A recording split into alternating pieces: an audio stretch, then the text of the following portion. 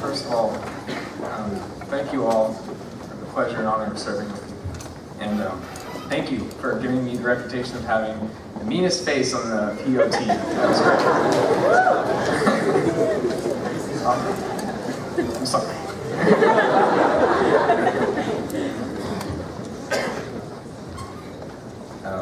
What is truth? Before you arrived at this mountain, we were asked why we had elected to come back to Blue Ridge. What makes Kona so extraordinary? Truth be told, I gave a political answer, and I said that it was the delegates' passion, it was the natural beauty, it was the fellowship in a green rocking chair. But in answering, I wondered that if each of those traditions had never been associated with the Conference on National Affairs, would that mean it was any less special? The answer is no. So the answer as to why Kona is so extraordinary must be something else.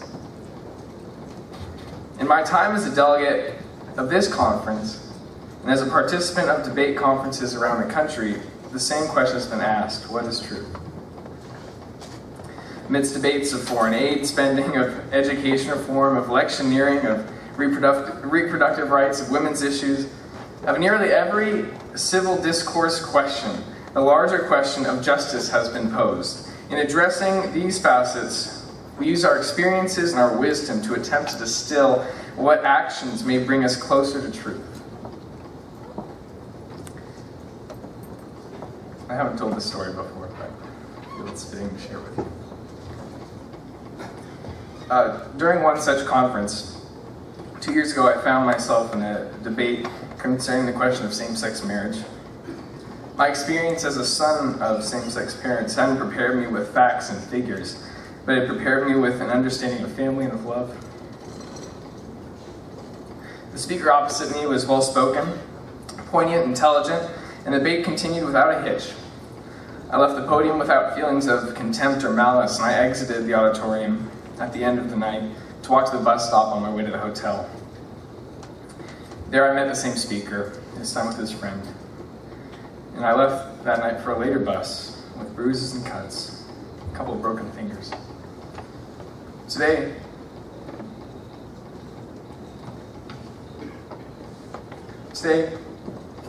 my scars and the fingers that don't straighten are symptoms of harm in the same way that the actions of that speaker were symptoms of hate.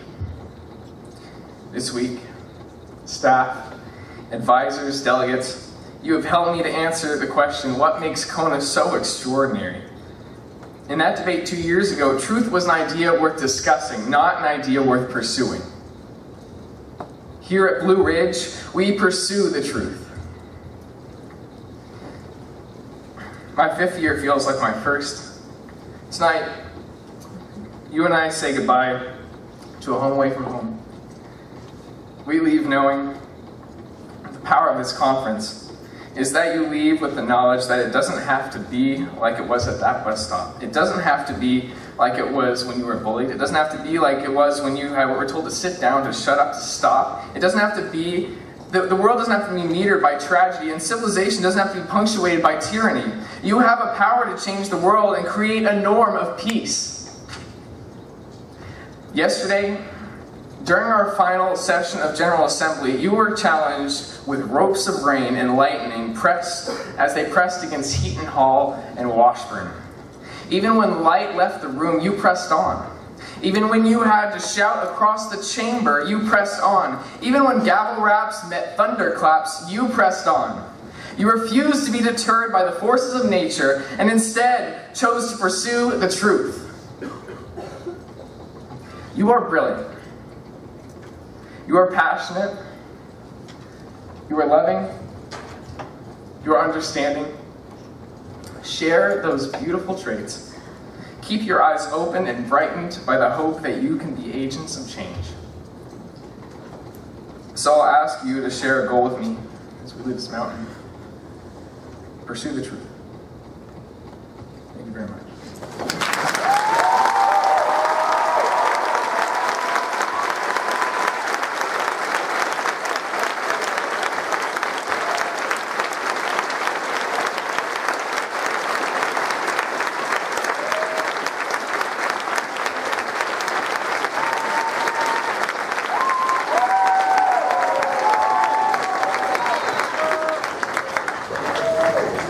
It is now my honor and pleasure to introduce your final presiding officer for next year's conference.